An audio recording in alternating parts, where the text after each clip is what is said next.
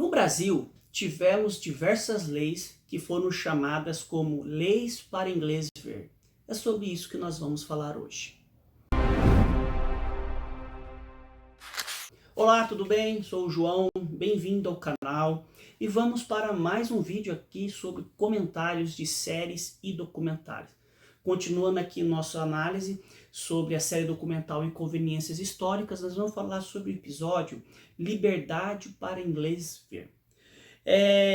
Essa série, esse episódio, ele fala sobre as diversas leis que existiram no Brasil com o intuito de acabar com a escravidão. Então, a gente vai conversar um pouquinho sobre isso. Nessa série, os entrevistados são José Vicente, Sidney Chalhoub e Ângela Alonso. E ele fala um pouquinho sobre essa questão das leis abolicionistas e o movimento abolicionista no Brasil. Então é muito interessante isso que o documentário aborda, né? E ele fala sobre três teorias sobre o processo abolicionista no Brasil. A primeira teoria que teve nesse período foi que a escravidão ela tinha sido lançada pelo Império Brasileiro. A segunda teoria, que o fim do trabalho escravo era uma exigência do sistema capitalista da época, principalmente após 1807, quando a Inglaterra decretou o fim da escravidão. E a terceira teoria, que é a resistência e o protagonismo do negro no processo abolicionista. O abolicionismo ele começou a se organizar como movimento a meados do século XIX, sobre o fim da escravidão. Você observa, né, que o abolicionismo ele se organiza em meados do século XIX, justamente no momento que nós recebemos mais escravos africanos no Brasil. Lembra que eu comentei lá no primeiro episódio de escravidão, né? Escravidão S.A. Então, você observa que ao mesmo tempo que estava vindo muitos escravos para o Brasil, o processo abolicionista no Brasil estava começando a se organizar, tendo em vista que no mundo ele já estava atuante já. E no Brasil houve diversas leis que tentaram de alguma forma acabar com a escravidão no Brasil, né? Nós tivemos a Lei Feijó de 1831, que é uma lei assim que decretava o fim do tráfico africano, mas até 1850 ainda existiu no Brasil o tráfico clandestino. Nós tivemos a Lei do Ventre Livre em 1871 e a Lei do Sexagenário em 1883. Nós vamos falar cada uma delas. O fim da escravidão nos Estados Unidos, principalmente depois da Guerra Civil, que ocasionou a Guerra Civil, acendeu ainda mais o debate sobre o abolicionismo no Brasil, sobre o fim da escravidão. Precisou-se de uma guerra num país para que decretasse o fim da escravidão. E a Guerra do Paraguai internamente acendeu ainda mais isso. Então, porque até então, na Guerra do Paraguai, você via negros libertos e escravos lutarem por uma nação, né? Então, isso acendeu ainda mais. E você vai observar, no documentário eles falam sobre duas personalidades que atuaram muito no movimento abolicionista, que foi André Rebouças e José do Patrocínio. Mas eu queria falar também sobre o John Clapp. O John Clapp ele teve uma atuação muito grande no movimento abolicionista no Brasil. Inclusive tem até uma live com uma pesquisadora que eu fiz aqui no canal, que ela fala sobre a atuação de John Clapp no movimento abolicionista no Brasil. E aí eles vão debatendo sobre essas leis. Nós temos a Lei do Ventre Livre, que é o quê? A Lei do Ventre Livre ela decretava que o que acontece? Quais eram as formas de você acabar com a escravidão no Brasil? A primeira dela, nós tivemos o fim do tráfico negreiro, que foi a Lei Eusébio de Queiroz em 1850.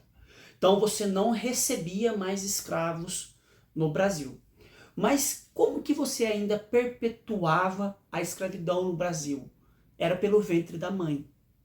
Então nascia-se escravos.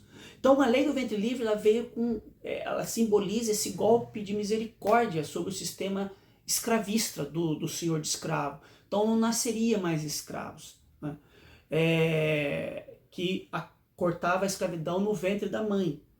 Então, mas aqui a gente entra numa questão. O que aconteceria com esse escravo, com essa criança que nascia livre? Segundo a legislação, até os 21 anos, esses escravos, filhos, né, de escravas, ficariam ao cuidado dos seus senhores, ou caso os senhores não quisessem cuidar desses escravos, entregariam ao Estado, mas na maioria das vezes o Estado não tinha condições de cuidar dessas crianças. Tem diversos estudos sobre isso, então que mostram sobre essa questão dessas crianças ingênuas, que era o nome que dado para essas crianças, e qual o fim que deu. Então você observa que essa lei, ela teve uma aplicabilidade muito baixa, pouquíssima. Então poucas pessoas, poucos escravos conseguiram a sua liberdade de verdade, né? Aí depois nós vamos ter a lei do sexagenário. No início, antes disso, né, teve uma ideia do Souza Dantas que acontecia com a lei do ventre livre. O que os senhores começaram a fazer? Mentir a idade dos escravos, falar que ele era mais velho, para que não caísse nessa questão da lei do ventre livre. Então, se a criança nasceu em 1871, eles aumentavam 10 anos para dizer que a criança nasceu em 1861. E aconteceu, a ideia do Souza Dantas era o quê? Pegar esses escravos mais velhos, que foi em 1885, pegava esses escravos mais velhos, 60 anos ou mais, que na maioria das vezes colocava até 20 anos a mais, 30 anos a mais por escravo, e para tentar atingir essa população escravizada que não foram privilegiadas.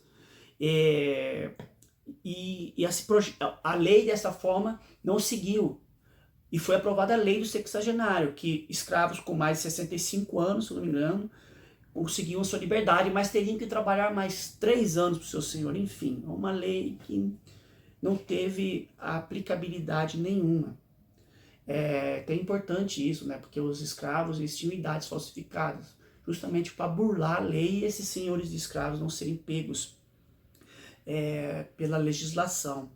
E também nós tivemos outras formas da questão da luta pela liberdade, que foi a resistência escrava.